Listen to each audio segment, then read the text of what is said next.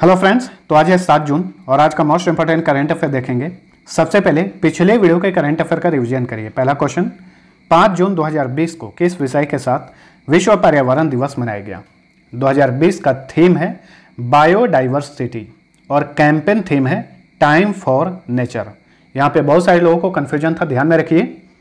United nation के official website के अनुसार थीम है बायोडाइवर्सिटी यानी जैव विविधता और कैंपेन थीम है टाइम फॉर नेचर। ठीक है, यूनाइटेड नेशन का ऑफिशियल वेबसाइट का लिंक नीचे डिस्क्रिप्शन में दे दिया हूं, वहां से आप चेक कर सकते हैं।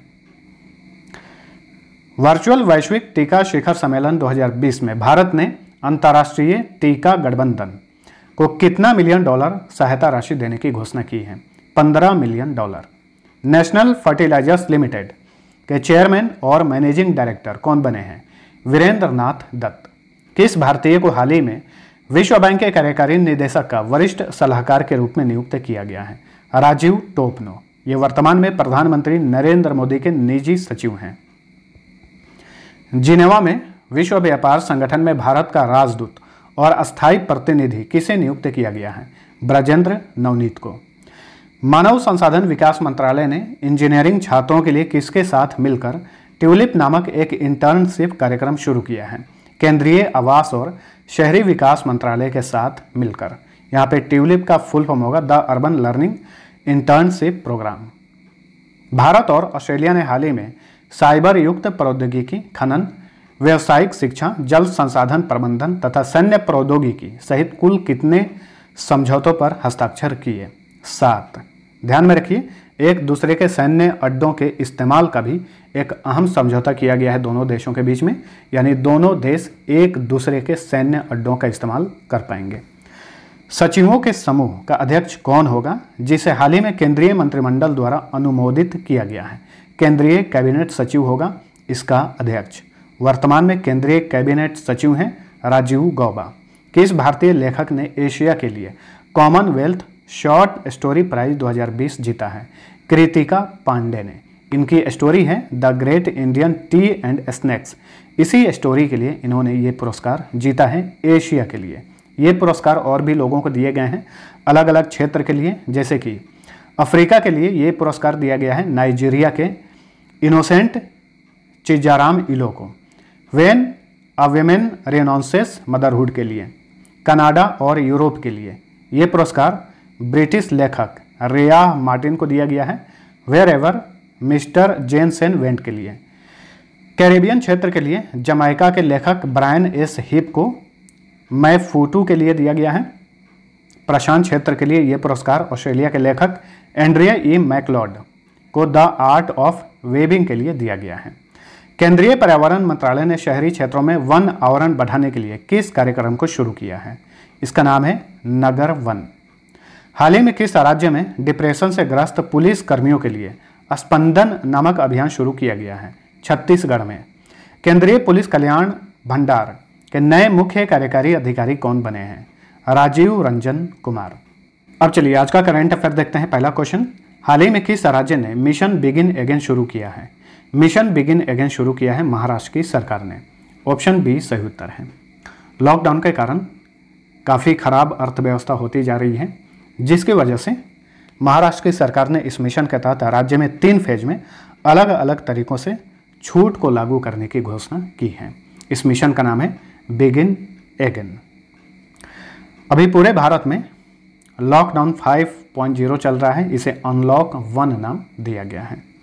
भारत में लॉकडाउन 1 कब से कब तक लागू रहा, इसे भी ध्यान में रखिए। 25 मार्च से 14 अप्रैल तक। दूसरा फेज लागू हुआ 15 अप्रैल से 3 मई तक। तीसरा 4 मई से 17 मई तक। चौथा 18 मई से 31 मई तक। और अभी 5वां चल रहा है, इसे अनलॉक 1 नाम दिया गया है, जो कि 1 जून से लेकर 30 जून तक चलेगा। सही उत्तर है महाराष्ट्र। इसके बारे में जान लीजिए। इसकी सीमा भारत के 6 राज्यों को लगती है, तो ये रहा महाराष्ट्र। इसकी सीमा गोवा, कर्नाटक, तेलंगाना, छत्तीसगढ़, मध्य प्रदेश और गुजरात से लगती है। गठन हुआ था 1 मई 1960 को। जिलों की संख्या 36 है। मुंबई यहाँ का समर कैपिटल है और नागपुर विंटर कैपिटल है। मुख्यमंत्री हैं उद्धव ठाकरे। राज्यपाल भगत सिंह कोश्यारी। मुख्य न्यायाधीश हैं दीपंकर दत्त। लोकसभा सीट 48, राज्यसभा सीट 19, विधानसभा सीट 288, विधान परिषद सीट की संख्या 78 है। राजकीय पशु विशाल गिलहरी, राजकीय पक्षी पीले पैरों वाला हरा कबूतर, राजकीय वृक्ष आम, राजकीय फूल जरूल, राजकीय खेल कबड्डी। लावनी, नकटा, तमाशा, मौनी, गफ्फा, बोहदा, लेजम, गौरीचा, ललिता, लेजिम तथा पुवाड़ा यहाँ के प्रसिद्ध लोक नृत्य हैं। चंदोली राष्ट्रीय उद्यान, नवेगांव राष्ट्रीय उद्यान, संजय गांधी राष्ट्रीय उद्यान तथा तंसा अभयारण्य सभी महाराष्ट्र में है। पेंटाकली डैम, पेंगंगा नदी, वर्धा डैम, वर्धा नदी, कोयना डैम, कोयना नदी, जायकावाड़ी डैम, गोदावरी नदी, गिरना डैम, गिरना नदी, उज्जैनी डैम भीम नदी पर है। बारली, कोली, चितपावन तथा अबुम्फा मड़िया यहाँ की प्रसिद्ध जनजातियाँ हैं। आधिकारिक भाषा मराठी। रक्षा मंत्रालय ने 156 इन्फेंट्री कॉम्बैट व्हीकल यानी ICV बनाने के लिए किसके साथ 1094 करोड़ रुपए का सौदा किया है? तो हाल ही में केंद्रीय रक्षा मंत्रालय ने ये सौदा किया है ऑर्डिनेंस फैक्ट्री बोर्ड के साथ, यानी ऑर्डिनेंस फैक्ट्री बोर्ड को ऑर्डर दिया गया है 1094 करोड़ रुपए का 156 इन्फेंट्री कॉम्बैट व्हीकल बनाने के लिए। ठीक है। ऑर्डिनेंस फैक्ट्री बोर्ड का गठन हुआ था 1712 ईस्वी में। हथियार का निर्माण करता है ये कंपनी, सरकारी कंपनी है, हेडक्वार्टर कोलकाता में है। चेयरमैन और डायरेक्टर जनरल हैं हरि मोहन। नेक्स्ट, हाल ही में अनिल सूरी का कोविड-19 के कारण 77 साल की उम्र में निधन हो गया। वे क्या थे? अनिल सूरी डायरेक्टर और प्रोड्यूसर यानी निर्माता और निर्देशक दोनों थे। ऑप्शन ए सही उत्तर है। इनकी कुछ प्रसिद्ध फिल्में हैं जैसे कि कर्मयोगी, बेगुनाह और राज तिलक। तो ये प्रोड्यूसर और डायरेक्टर थे। हाल ही में इनका निधन हो गया है कोरोना वायरस के कारण। हाल ही में किसने safe online learning in the times of कोविड-19 नामक इंफॉर्मेशन बुकलेट लॉन्च किया है? इस बुकलेट को लॉन्च किए रमेश पोखरियाल निशंक, जो कि वर्तमान में केंद्रीय मानव संसाधन विकास मंत्री हैं। ऑप्शन डी सही उत्तर है। ऑनलाइन क्षेत्र में सुरक्षित रहने के बारे में छात्रों और शिक्षकों में जागरूकता बढ़ाने के उद्देश्य से इस बुकलेट को लॉन्च किया गया है। इस बुकलेट को NCERT और यूनेस्को इंडिया द्वारा तैयार किया गया है। तो हाल ही में लॉन्च किए हैं केंद्रीय मंत्री रमेश पोखरियाल निशंक। हाल ही में किस मंत्रालय ने विश्व पर्यावरण दिवस के अवसर पर #ICommit पहल शुरू किया है? तो #ICommit पहल शुरू किया है बिजली, नवीन और नवीकरणीय ऊर्जा मंत्रालय ने। ऑप्शन बी सही उत्तर है। भविष्य में ऊर्जा दक्षता, नवीकरणीय ऊर्जा और एक मजबूत और लचीली ऊर्जा प्रणाली का विकास करने के उद्देश्य से इसे लॉन्च किया गया है। ठीक है। तो इस पहल का नाम है #ICommit। लॉन्च किया है बिजली, नवीन और नवीकरणीय ऊर्जा मंत्रालय ने। इस मंत्रालय के मंत्री कौन हैं? तो राज्य मंत्री हैं RK सिंह। मानव संसाधन विकास मंत्री हैं रमेश पोखरियाल निशंक। कृषि एवं किसान कल्याण मंत्री हैं नरेंद्र सिंह तोमर। सूचना एवं प्रसारण मंत्री हैं प्रकाश जावड़ेकर। भारत में 1979 के बाद पहली बार AFC महिला एशियाई कप का आयोजन कब किया जाएगा? 2022 में। ऑप्शन बी सही उत्तर है। तो 2022 में AFC महिला एशियाई फुटबॉल कप का आयोजन भारत में किया जाएगा। पिछली बार इसका आयोजन 1979 में किया गया था भारत में। ठीक है।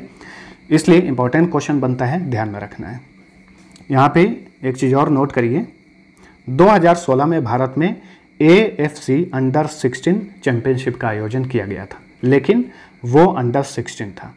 2017 में भारत में फीफा अंडर 17 विश्व कप का आयोजन किया गया था और 2021 में फीफा अंडर 17 महिला विश्व कप का आयोजन भारत में ही किया जाएगा। इन सभी को ध्यान में रखिए। यहाँ पे हम जानते हैं AFC यानी एशियन फुटबॉल कॉन्फेडरेशन के बारे में। 1954 में इसका गठन हुआ था। हेडक्वार्टर कुआलालंपुर में है। अध्यक्ष हैं सलमान बिन इब्राहिम। मोट्टो है one Asia one goal. Delhi land and finance limited के नए चेयरमैन कौन बने हैं? राजीव सिंह DLF के नए चेयरमैन बनाए गए हैं। ऑप्शन सी सही उत्तर है। इन्हें कुशलपाल सिंह की जगह नियुक्त किया गया है। कुशलपाल सिंह डीएलएफ से 1946 में ही जुड़ गए थे और 1995 में चेयरमैन बने थे डीएलएफ के। ठीक है, तो 25 वर्षों तक चेयरमैन रहे कुशलपाल सिंह, अब पद से हट गए हैं। अब उन्हें मानद चेयरमैन बनाया गया है और चेयरमैन बने हैं राजीव सिंह। ठीक है, Delhi land and finance limited जो है ये एक प्रॉपर्टी फर्म है। नेक्स्ट, किस बैंक ने समर ट्रीट्स नामक अभियान शुरू किया है? तो ये अभियान शुरू किया है एचडीएफसी बैंक ने। ऑप्शन सी सही उत्तर है। इस अभियान का उद्देश्य मर्चेंट्स, वेतनभोगी और स्वरोजगार ग्राहकों को नो कॉस्ट ईएमआई और नो डाउन पेमेंट पर ऋण की सुविधा प्रदान करना है। ठीक है, एचडीएफसी बैंक ने समर ट्रीट्स नामक अभियान शुरू किया है। अच्छा, आप लोग बार बार सुनते होंगे एचडीएफसी, इसका फुल फॉर्म क्या होता है?